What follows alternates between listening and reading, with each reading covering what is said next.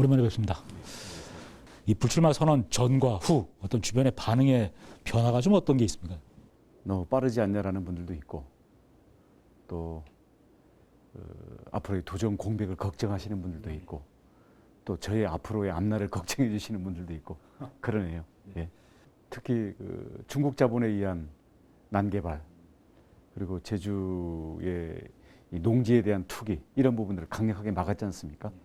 제주의 땅과 제주로서의 정체성을 지켜야만 그 이후에 발전을 거기다 더할 수 있기 때문에 반드시 제주 자연을 지켜야 되리라고 생각합니다.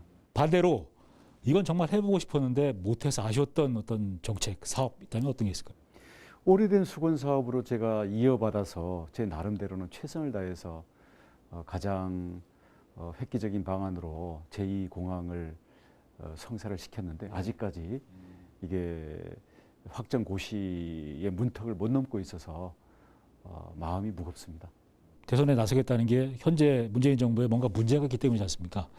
문재인 정부에 대해서 평가를 하신다면 좀 이념적인 편가르기를 앞세우다 보니까 결과도 사실 참 제대로 된 게 뽑기 어려울 정도고요. 무엇보다도 내로남불의 위선 때문에 국민의 신뢰를 잃어버린 게 가장 아픈 거라고 봅니다.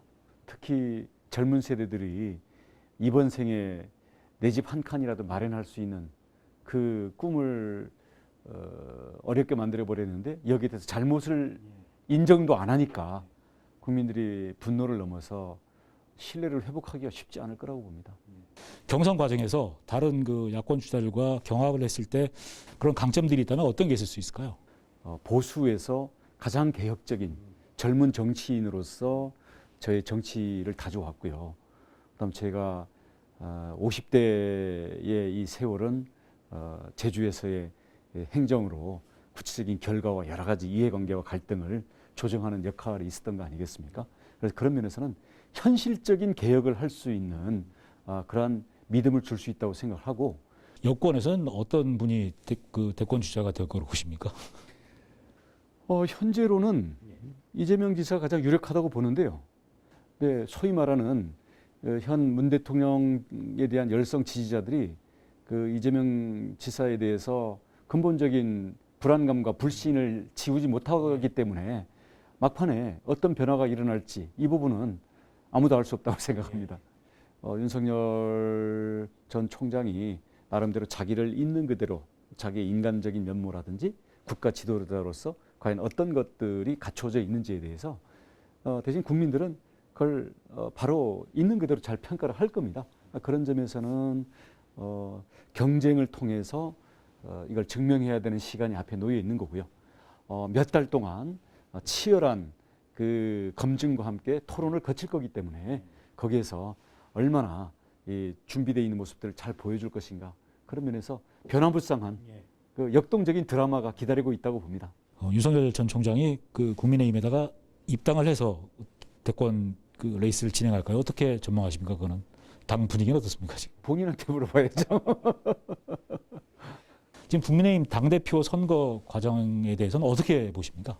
기존의 정치인과 정당의 모습에 대해서 국민들이 그걸로는 안 되지 않겠냐라고 해서 상당히 전략적인 판단들을 하고 있다. 지금 야당의 지지층들이 그런 면에서는 내년에 그 대선이 과거에 뭐 예를 들어서 민주당 대 어떤 낡은 보수당의 모습으로 그대로 가지는 않겠다라는 국민들과 당원들의 뜻이 반영되고 있는 거기 때문에 저는 매우 바람직하다고 보여지고요. 여기에서 설사 어떤 개인이나 기존의 정치인들이 이 흐름에 밀려나는 한이 있더라도 앞물결이 뒷물결을 막아서는 안 됩니다. 저는 늘 미래와 변화를 지지합니다. 정권 교체를 위해서 모든 걸 던져야 되고 2030이 지지를 받는 정당으로 변할 수 있다면 모든 걸 다 해야 된다. 모든 걸 해야 된다. 이렇게 글을 올리셨던데 어떻게 해석을 내야 되는 겁니까? 이게. 특정 인물이나 특정 그룹에 대해서 내가 그쪽에다 뭐 편을 들겠다, 줄을 설겠다. 이거는 또 이거를 그 작은 이야기로 갈라서 가는 거거든요. 이준석도 그렇고 다른 주자들도 모두 미래를 이야기하고 변화를 이야기하고 민심을 어떻게 받들고 2030 젊은 세대와 어떻게 하나가 될 것인지 이야기하고 거기서 어떤 역할을 할 것인지를 이야기를 해야지 이걸 가지고 뭐 서로 갈라치기 해서 상대를 깎아내리는 그 자체가 구태 아니겠습니까? 7월 초쯤 되면은 지사께서 사퇴를 하시고 뭐 본선 무대에 진출하실 거다라는 그런 얘기들이 나도고 있는데 어차피 7월 12일부터는 대선 예비 후보 등록이 되면서 우리 당에서도 본격적인 일정이 시작이 되기 때문에 그걸 도지사를 수행하면서 해도 도정에도 지장이 없고 경선에도 지장이 없는지에 대해서 면밀하게 검토들을 해보고 있습니다. 자, 마지막으로 지금 제주에 코로나19가 또 확산되면서 좀 도민들의 걱정도 많은데 이 코로나19 상황 어떻게 좀 해결 방안들을 제시해 나갈 계획이신지요?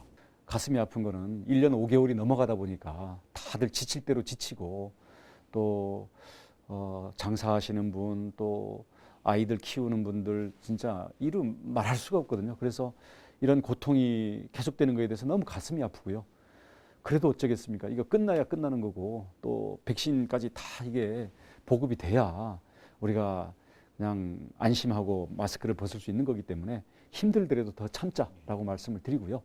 저희 공직자들이나 방역 관계자들 정말 그 이루 말할 수 없는 그 희생을 다 무릅쓰고서 열심히 하고 있습니다. 그래서 좀 더 힘내서 이 코로나 위기 제주도가 반드시 넘어서자라고 말씀을 드리고 힘내자는 말씀을 드리고 싶습니다.